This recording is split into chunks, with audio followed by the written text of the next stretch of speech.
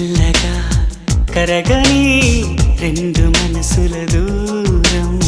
చల్లగా తెరవని కొంటి తలుపుల ద్వారం వలపు వానదారాలే పంపుతున్నది ఆకాశం చినుకు పూల హారాలే అల్లుతున్నది మన కోసం తడిపి తడిపి తనతో నడిపి హరివిల్లును వంతెన వేసిన శుభవేళ ఈ వర్షం సాక్షిగా తెలపని నూరాకే సొంతం ఈ వర్షం సాక్షి